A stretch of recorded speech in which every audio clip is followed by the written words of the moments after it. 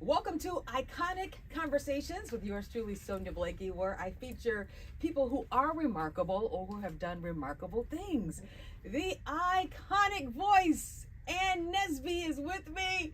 My first time meeting you. It's such an honor, Ann Nesby.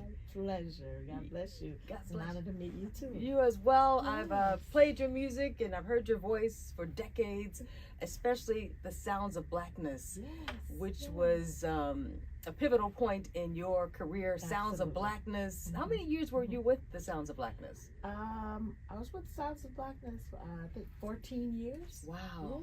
Yeah. So songs like I Believe and Optimistic. Yes. It's like if we didn't hear your voice on the song, we didn't want to hear the song. Yes. But what did those years mean to you? Sounds of Blackness and touring with them, and I think at times you were on tour with Luther Vandross. Absolutely. So what were those periods? What was that time like for you? It was absolutely life-changing because that was my first intro into professional artistry. I'd sang in church all my life, of course, growing up in Joliet, Mount Zion Baptist Church, and moving to Rockford, Illinois, to where I played for my father's church in Rockford, and then from there, Gospel Music Workshop of America, James Cleveland, recording with him, and then from there to theater, and then theater is what led me to Sounds of Blackness. Sounds of Blackness won a Grammy for the Christmas show, The Night Before Christmas, a musical fantasy. And I was coming off Broadway, and they were doing their Christmas play and needed a mother because my sister had been in the group for 10 years before I got there, and she was a part of the show, and they needed a mother. And I visited my sister for Thanksgiving, and that's how I ended up doing Sounds of Blackness. I did a Christmas show, and then Gary Hines, who was the director, asked me to stay on and do another theatrical show that did music for Martin. In fact, it's a civil rights musical. I stayed and I did that. And of course, the story where Janet Jackson was there recording with Jimmy Jam and Terry Lewis. Iconic producers and legends in their own right. You know, she was there recording, and to get her away from the monotony of being in the studio recording every day, they brought her to the show that Sounds of Blackness was doing, the tribute to Dr. Martin Luther King. And when she heard the group, she was just there in the audience, like, you guys, you gotta sign them. You gotta sign them, because there's nothing like this out there. Wow. And that was the first time I met Janet. Came backstage and we were talking, and I had not joined Sounds of Blackness yet, but they were working, and I was working with them. I hadn't been home after my trip to come there for Thanksgiving. I tell the story how I was borrowing my brother-in-law's clothes, and from that point forward, the rest was history. Being in the right place at the right time. So when they got ready, Jimmy Jam and Terry Lewis, they were getting ready to start their label, Perspective Records, and they signed Sounds of Blackness first because they wanted to honor God for their long career as artists. So when they signed Sounds of Blackness, I went in and I did a scratch vocal because they were going to use another artist to lead for Sounds of Blackness. And when I did the scratch vocal, Jimmy Jam said, "Have you done this before?" I said, "Well, with Gospel Music Workshop, I recorded with them, church singing." I said, "Well, we think we're going to use you for this." And I said, "Oh, thank you, Jesus." What a breaking point in your career. So that's what started me with Sounds of Blackness, being with Sounds of Blackness. And that first project, The Evolution of Gospel. Yeah. And you have soared ever since. Thank you. And Thank you. we all know that signature voice, how you belt out all those beautiful notes. But you're also a songwriter, and you're an entertainer. You're an actress. Like the list goes on and on with the many gifts that God has given you, and you've been able to share with the world. What are you most proud of over your career in Nesby?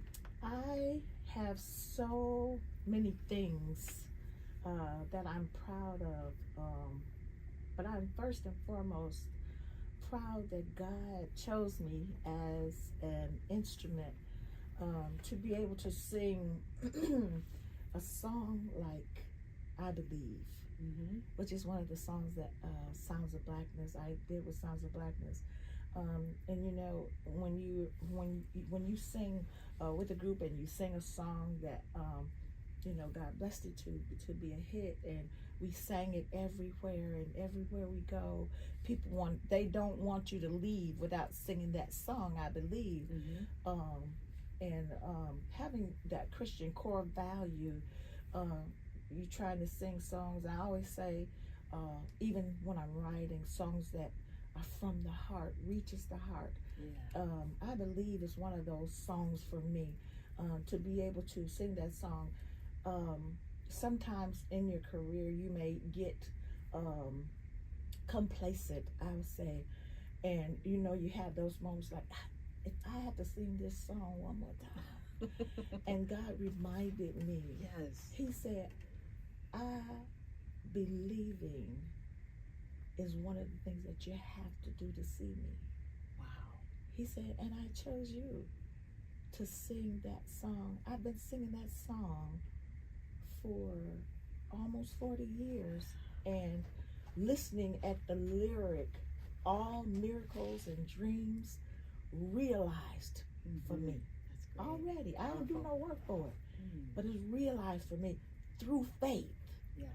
And nothing is impossible when you believe. Amen. That's so it. To have been a vessel, to have traveled the world, talked to my sister, who I said earlier had been in the group, Shirley Marie Bennett Graham, had been in the group 10 years.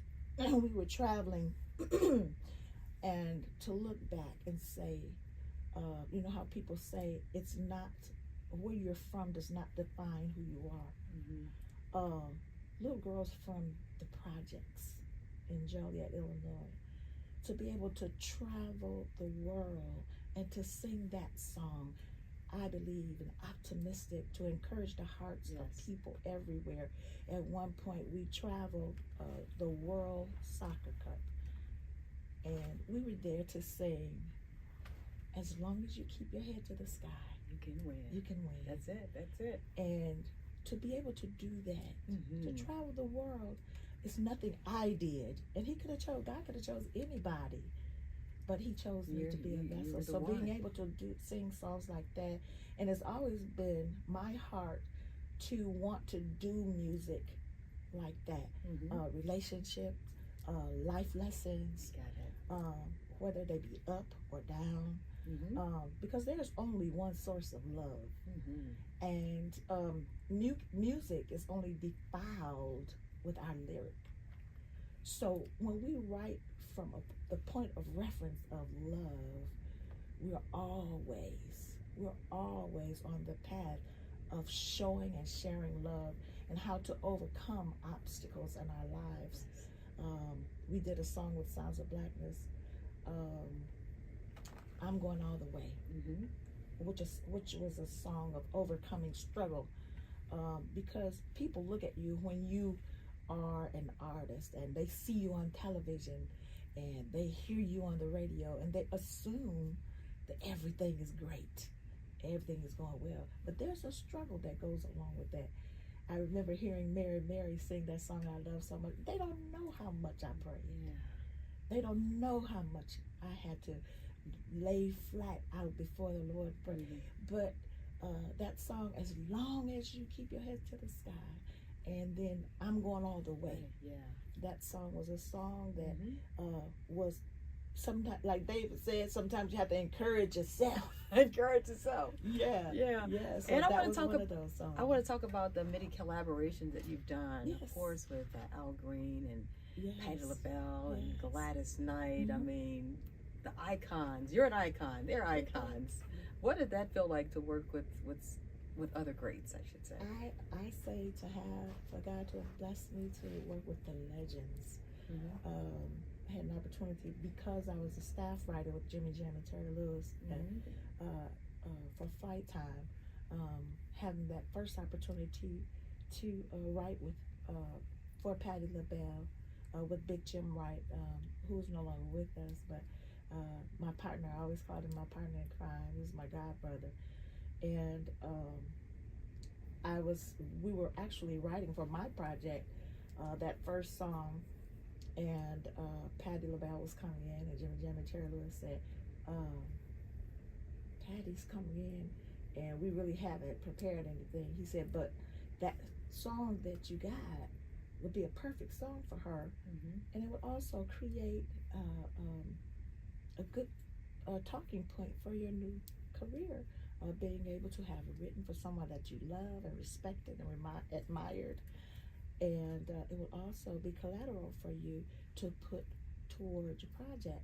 And I was like, yesterday, can she take it today? So being able to work with Patti LaBelle, whom I admired over the years, and Al Green to do the song after I did my solo career, put it on paper, a song of encouragement, because of how the world has evolved and their thinking regarding marriage and the union, the institution of marriage,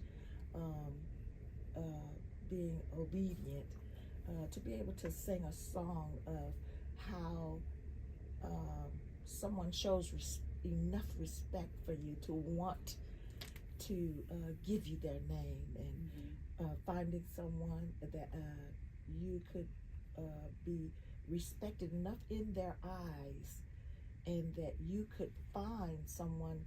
My husband and I have been together. He manages my career, and we were together working even before we were married, because he was in Sounds of Blackness, and when we got together, it was like the feeling of him making you an honest woman to someone that was respected, and him wanting me to be seen in a proud light as his wife, not just someone that would be a partner, but someone that he could share that wholeness with, having the same mind. And when I prayed before her husband, I said, Lord, send me somebody that loves you, that will love you more than they love me, because I know if they love you, they're gonna get it right. They're gonna get it right. Yeah, yeah. And let's talk about your career on stage. You've worked with Tyler Perry and David E. Talbert, so like you've done so much. Like your voice can translate to any stage, any screen, any soundtrack. Like let's talk about your career on stage and in theater. Like, absolutely. Does that bring you as much joy as it did back then? It absolutely does. I did my first theatrical tour with Tyler Perry, and I know I've been changed, and we came to Chicago several times, and that's when Tyler was first cutting his teeth as director, and to on his journey, having done that, the time of our lives, of course, and then also with Dave Talbot, what my husband doesn't know, toured with him, along with Brian White, Morris Chestnut, Michelle Williams, Clifton Davis, all of whom I respect their craft, having that opportunity. And then my latest acting tour was with the Tina musical, Tina Turner Story. So that's my last tour, to be able to share her life and her journey, and the root of her fiery career was her grandmother, and I played her grandmother.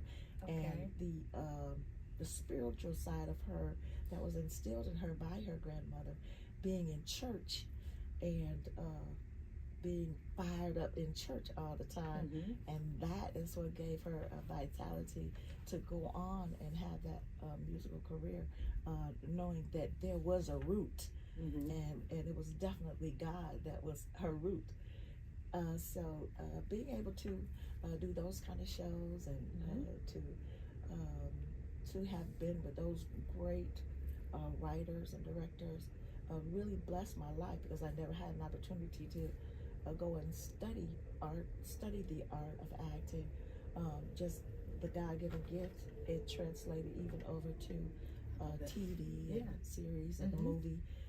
Fighting Temptations. Oh yeah, Fighting Temptations. Come on, career of Ann Nesby. Let's talk about what you've been doing recently. I saw you on the Grammys. Yes. I was like, oh my God, there's Ann Nesby. I saw you with Usher. Yes. So people really know who you are. They want to honor you. They want to honor that iconic voice. What was it like to be honored on those particular stages?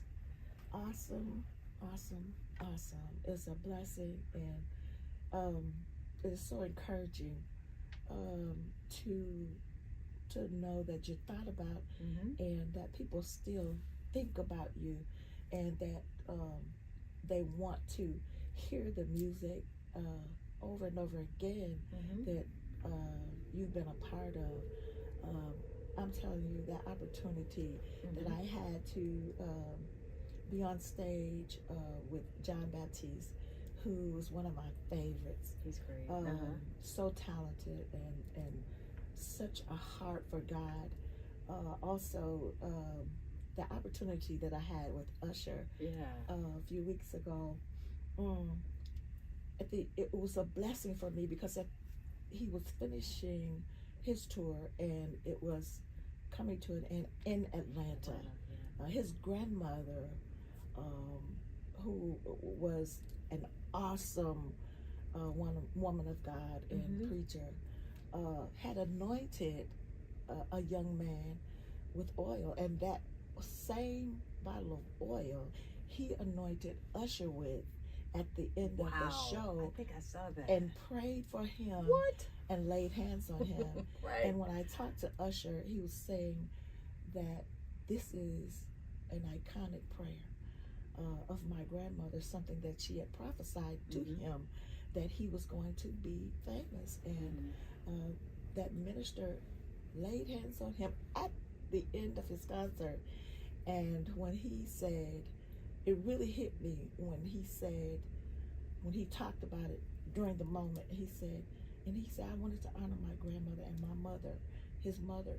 He said, and I wanted to do this, and I wanted to honor God, and I wanted to bless the audience with this song that has encouraged me. And I had an opportunity to sing Optimistic with him. He said, I invited my friend to come and do Optimistic. That was a great moment for you, Ann Nesby. God really blessed me. And he continues to bless you, and now you got new music out. Like, Yes. you're not retiring anytime soon. We don't want you to retire, Ann Nesby. Don't do it. But you got some new music out. Tell us real quickly about that. I do. I worked with RL from the group Next, who happened to have been one of my vocal students as a teenager. Wow. The group Next, they were my vocal students, and they were from the community, and it was just something that I was volunteering to do. And when I got ready to do this new project, I was in the studio working with a young producer. His name is B Flat and D Darius, and he happened to be on the phone talking to RL because he worked with him. And RL heard my voice, and he told me, he said, yeah, this is Miss Nesby. He said, man, that's my auntie. He said, it's my vocal coach. Yes. And he said, oh, I know you're not going to do this project without me doing something on there.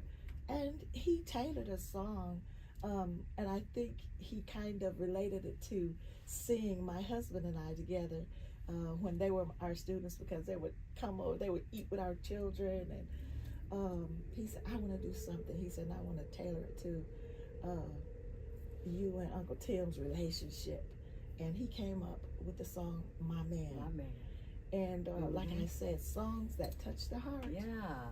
They're right down my alley. Based in love. That's what I tend to do. I tend to write songs about relationship. So this song is talking about the values of marriage. Again, and sometimes I've even written songs about divorce, which is something that we don't even want to talk about with I'm Still Wearing Your Name. But this one is about relationship, someone that you love and appreciate. The title is My Man, but it is about relationship. I got it. And how to keep that relationship strong. What you'll do to be able to tell your mate, I love you enough to know what you need and see what you need without you even asking. I know what you need. And if I'm a whole with you, it shouldn't be a problem for me to step in. I know that you're tired, so I do all that I can because you're my man. Yeah, that's what happens. 30 years of marriage. 30 years of marriage. And Nesby, it's been my delight, my pleasure to interview you. Excited about your family. I know your daughter currently sings with the Sounds of Blackness. We saw your granddaughter Paris Bennett on American Idol. So your legacy is being stretched. It's being seen and heard everywhere. And so you ought to be proud of what God has placed on the inside of you, how he has made room for your gift. Says your gift will make room for you and put you before men and women. And so I'm quite sure you probably never dreamed that this would happen. But because of your heart, your spirit, and your humility, and your and your surrender, and of course that iconic voice.